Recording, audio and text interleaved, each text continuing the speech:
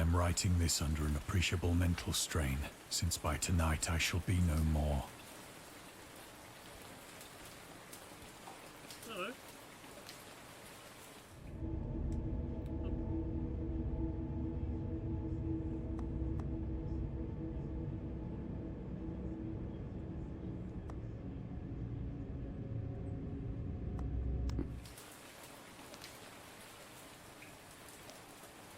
Penniless, and at the end of my supply of the drug which alone makes life endurable, I can bear the torture no longer, and shall cast myself from this garret window into the squalid street below.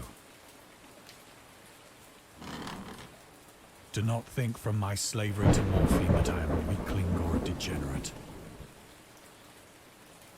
When you have read these hastily scrawled pages, you may guess, though never fully realize, why it is that I must have forgetfulness or death.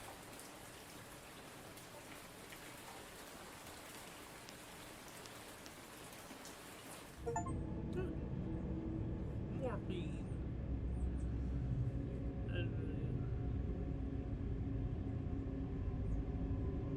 Jesus. Alright.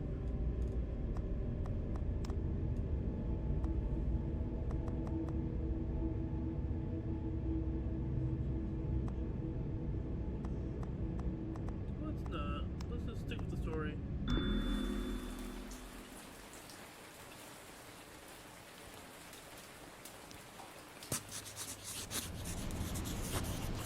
It was in one of the most open and least frequented parts of the broad Pacific that the packet of which I was supercargo fell a victim to the German sea raider.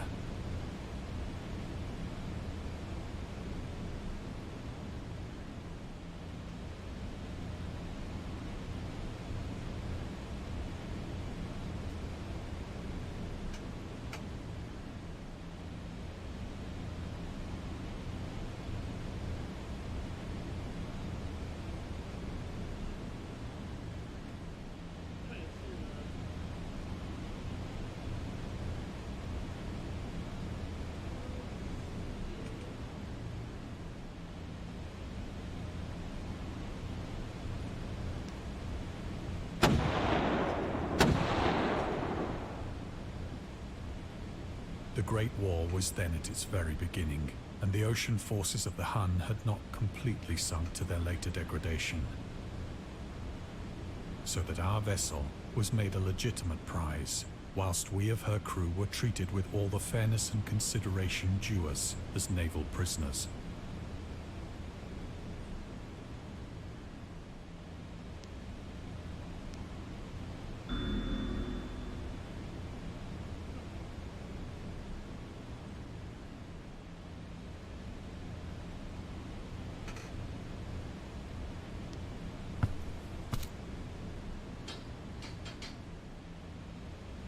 So liberal, indeed, was the discipline of our captors, that 5 days after we were taken, I managed to escape alone, in a small boat, with water and provisions for a good length of time.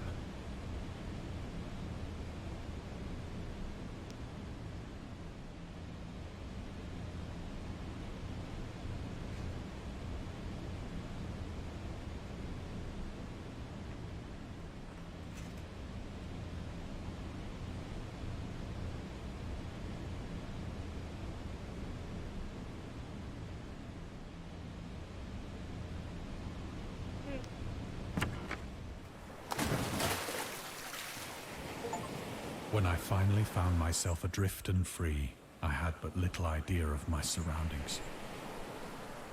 What do you up? No, because I was. Never a competent navigator, I could only guess vaguely by the sun and stars that I was somewhat south of the equator.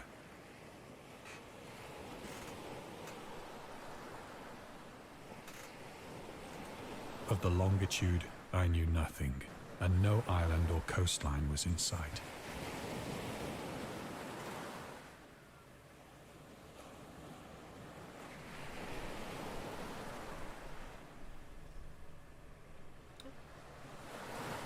Really cool.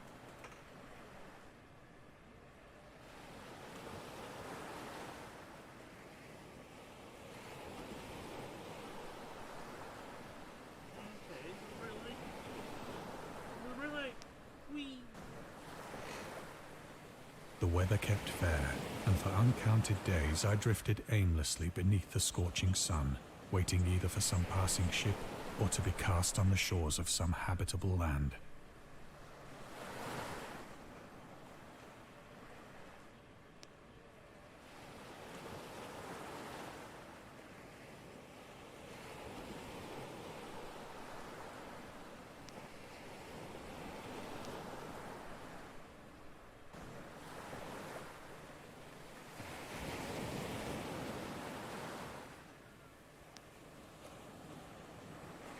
But neither ship nor land appeared, and I began to despair in my solitude upon the heaving vastness of unbroken blue.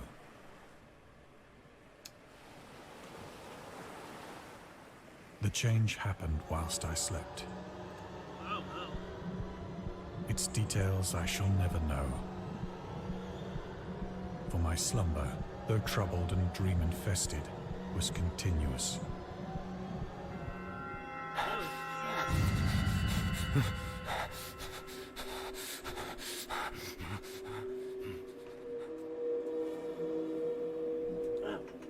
Hit my head. Squids. Tentacles. Oh, my boat's tipped over. That's not a good sign. Hey, bud. How's it hanging? When at last I awoke, it was to discover myself half sucked into a slimy expanse of hellish black mire, which extended about me in monotonous undulations as far as I could see, and in which my boat lay grounded some distance away. But some distance. That's not too far. Though one might well imagine that my first sensation would be of wonder at so prodigious and unexpected a transformation of scenery, I was in reality more horrified than astonished. I mean, yeah, it looks like I'm in a sea of blood. For there was in the air, and in the rotting soil, a sinister quality which chilled me to the very core. The region was putrid with the carcasses of decaying fish, and of other, less describable things which I saw protruding from the nasty mud of the unending plain.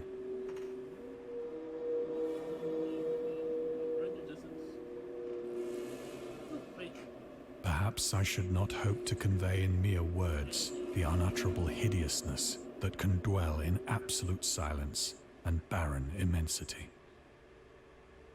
It's so pretty. There was nothing within hearing, and nothing in sight, save a vast reach of black slime. Yet the very completeness of the stillness and the homogeneity of the landscape oppressed me with a nauseating fear. The sun was blazing down from a sky which seemed to me almost black in its cloudless cruelty, as though reflecting the inky marsh beneath my feet. I see stars.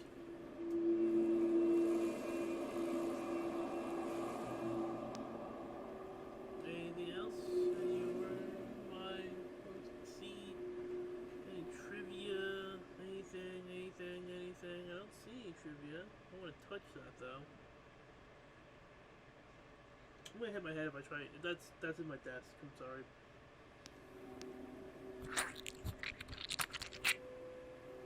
Squishy noises.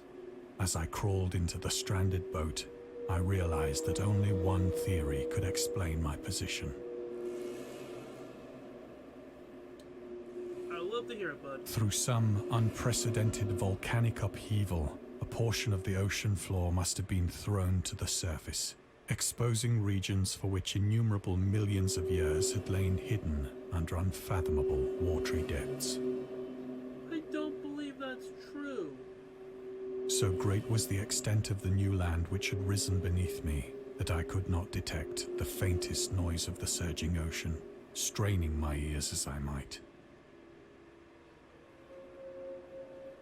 Nor were there any seafowl to prey upon the dead things.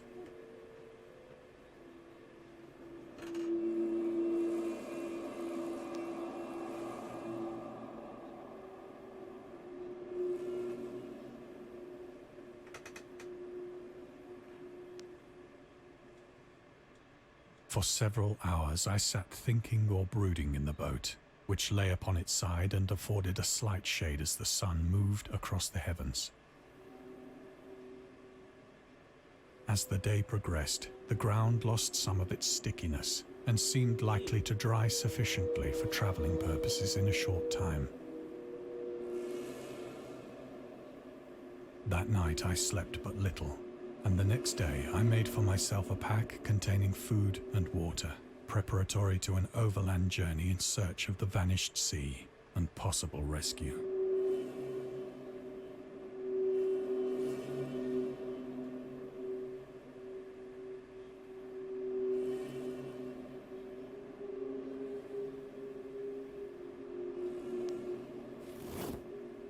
On the third morning, I found the soil dry enough to walk upon with ease. The odor of the fish was maddening, but I was too much concerned with graver things to mind so slight an evil, and set out boldly for an unknown goal.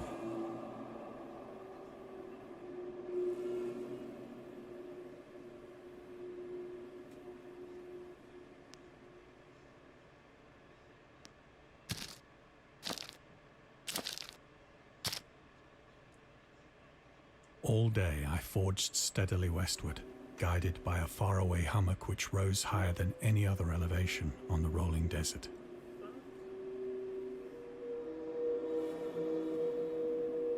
the fuck are these things? Like partial analynes.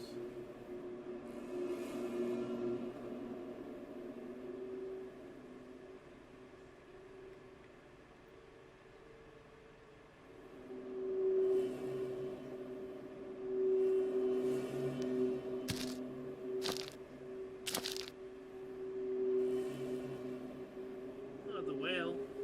Hi, whale.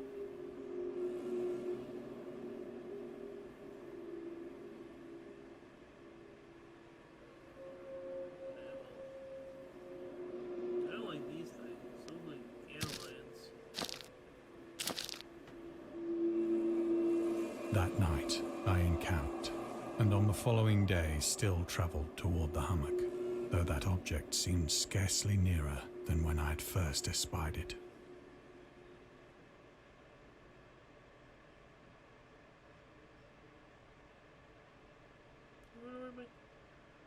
Where'd my whale go?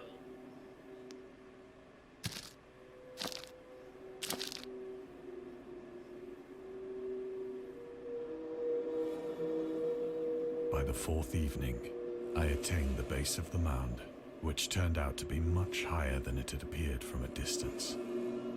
That's a climb. An intervening valley setting it out in sharper relief from the general surface. Too weary to ascend, I slept in the shadow of the hill. I know not why my dreams were so wild that night, but ere the waning and fantastically gibbous moon had risen far above the eastern plain, I was awake in a cold perspiration, determined to sleep no more. Such visions as I had experienced were too much for me to endure again. And in the glow of the moon I saw how unwise I had been to travel by day. Without the glare of the parching sun, my journey would have cost me less energy. Indeed, I now felt quite able to perform the ascent which had deterred me at sunset. Picking up my pack, I started for the crest of the eminence.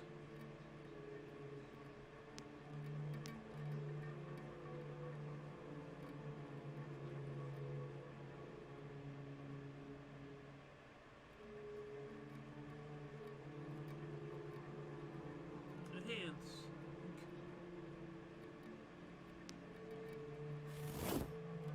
I have said that the unbroken monotony of the rolling plain was a source of vague horror to me.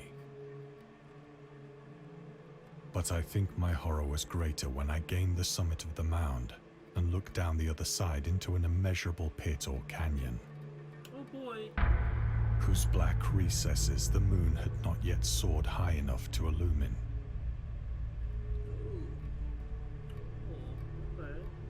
felt myself on the edge of the world. Bro, did I see something over there? Peering over the rim into a fathomless chaos of eternal night.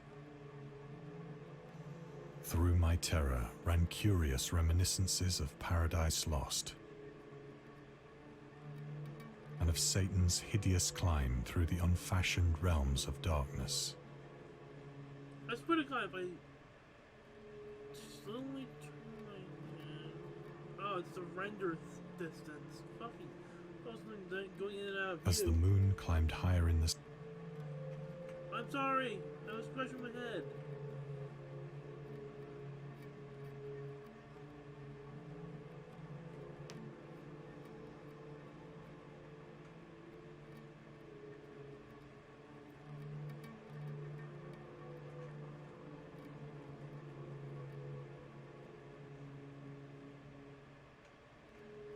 What are these trivias? I thought it would just pop up on the screen.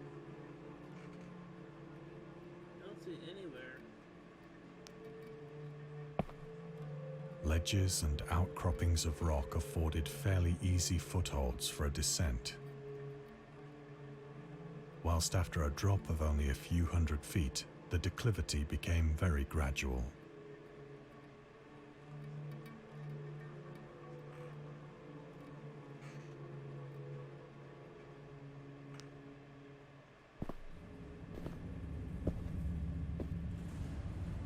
Urged on by an impulse which I cannot definitely analyze, I scrambled with difficulty down the rocks and stood on the gentler slope beneath,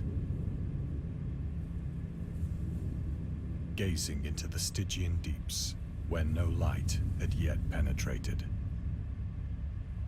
All at once, my attention was captured by a vast and singular object on the opposite slope, which rose steeply about 100 yards ahead of me. An object that gleamed whitely in the newly bestowed rays of the ascending moon.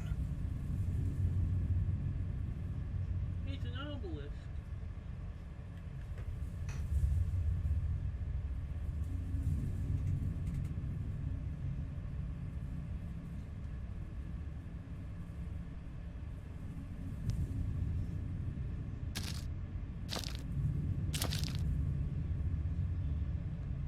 That it was merely a gigantic piece of stone, I soon assured myself. A obelisk. But I was conscious of a distinct impression that its contour and position were not altogether the work of nature. A closer scrutiny filled me with sensations I cannot express.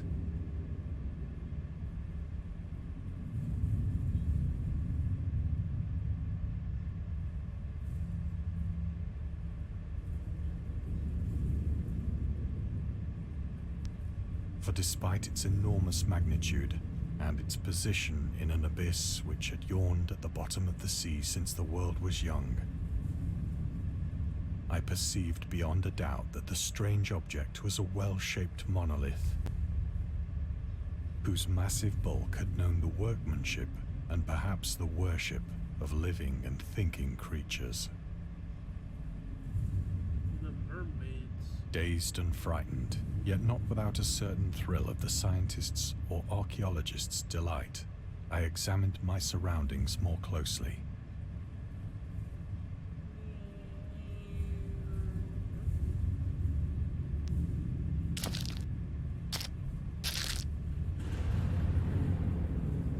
The moon, now near the zenith, shone weirdly and vividly above the towering steeps that hemmed in the chasm.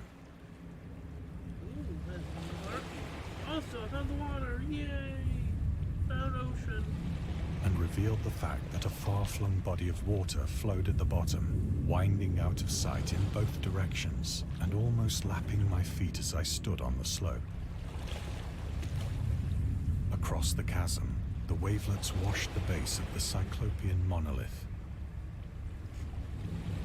on whose surface I could now trace both inscriptions and crude sculptures.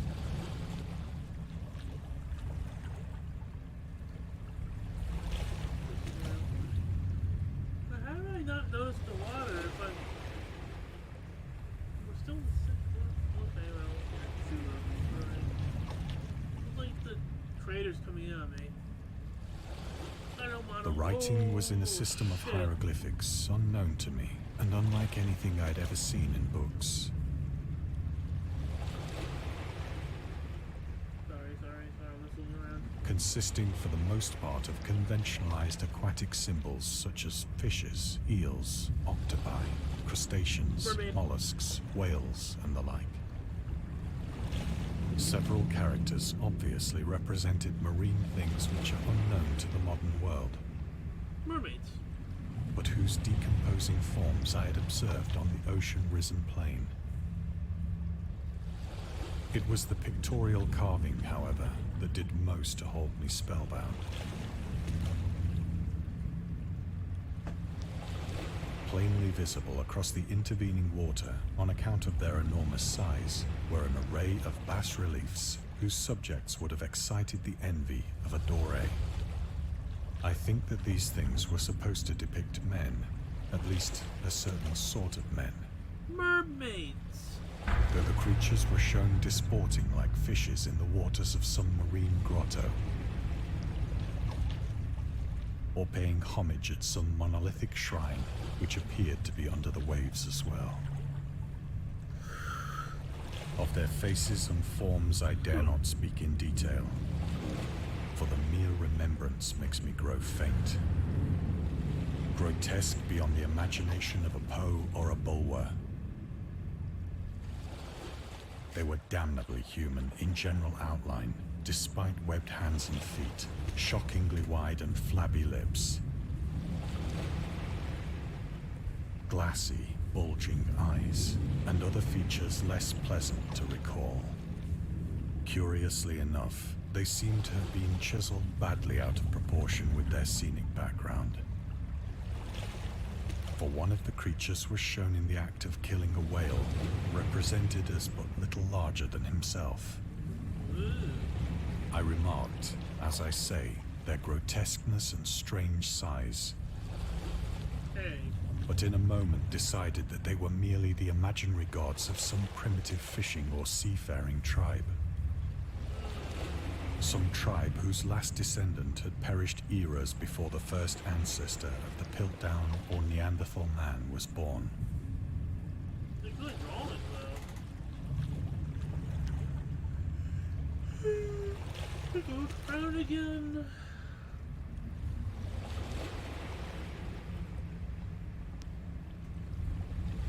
Awestruck at this unexpected glimpse into a past beyond the conception of the most daring anthropologist, I stood musing whilst the moon cast queer reflections on the silent channel before me.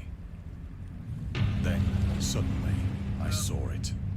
So what?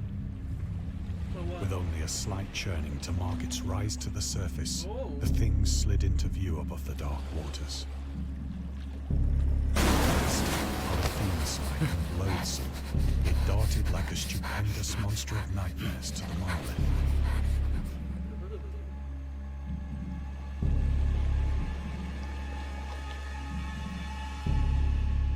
About which it flung its gigantic scaly arms, the while it bowed its hideous head and gave vent to certain measured sounds. Look at that booty. I think I went mad then. Really? Of my frantic ascent of the sloping cliff, and of my delirious journey back to the stranded boat, I remember little.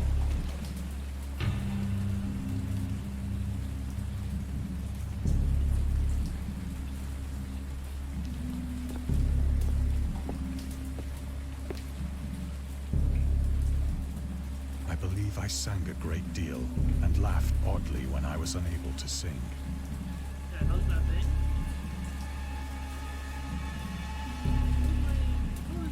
Hi, whale friend.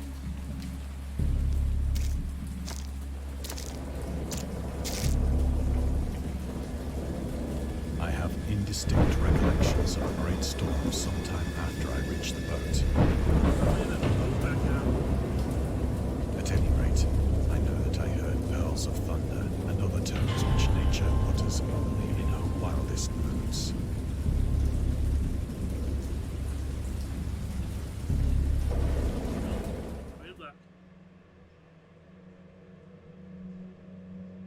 When I came out of the shadows, I was in a San Francisco hospital.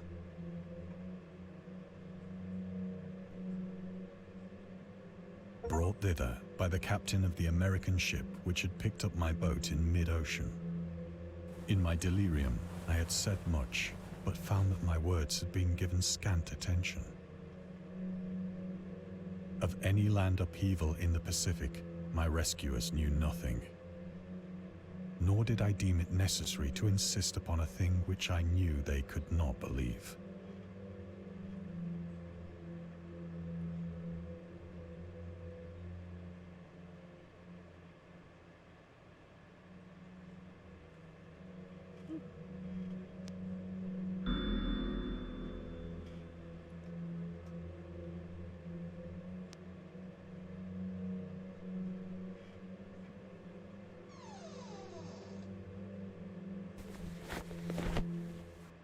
Once I sought out a celebrated ethnologist and amused him with peculiar questions regarding the ancient Philistine legend of Dagon, the fish god.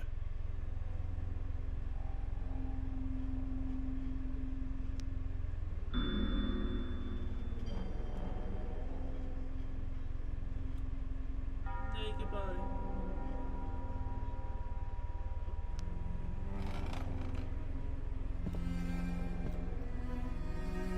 But soon perceiving that he was hopelessly conventional, I did not press my inquiries.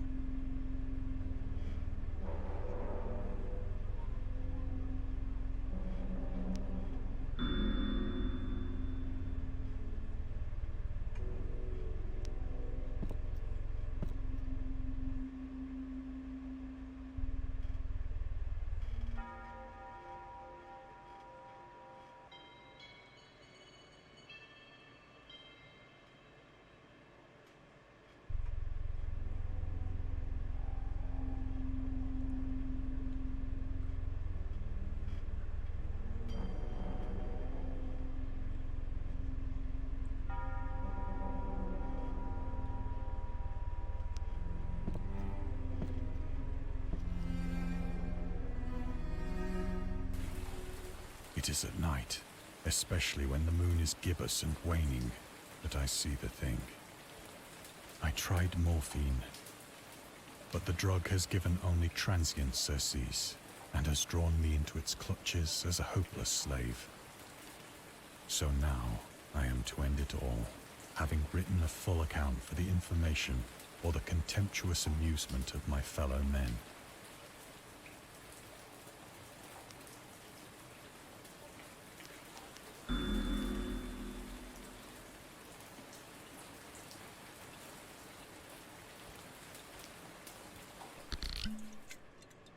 Often, I ask myself if it could not all have been a pure phantasm, a mere freak of fever as I lay sun-stricken and raving in the open boat after my escape from the German man of war. This I ask myself, but ever does there come before me a hideously vivid vision in reply. I cannot think of the deep sea without shuddering at the nameless things that may at this very moment be crawling and floundering on its slimy bed, worshipping their ancient stone idols and carving their own detestable likenesses on submarine obelisks of water-soaked granite. I dream of a day when they may rise above the billows to drag down into their reeking talons the remnants of puny, war-exhausted mankind.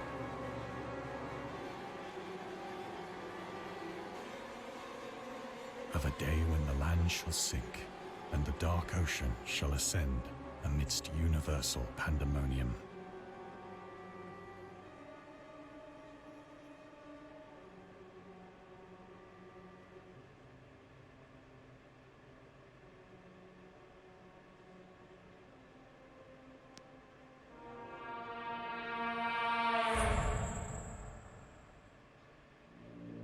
The end is near. Hi.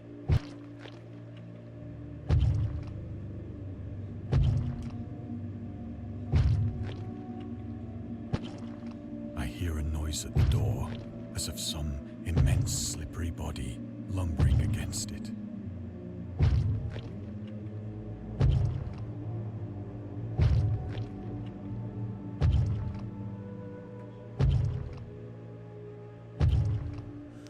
Hello, darkness, my old friend. It shall not find me.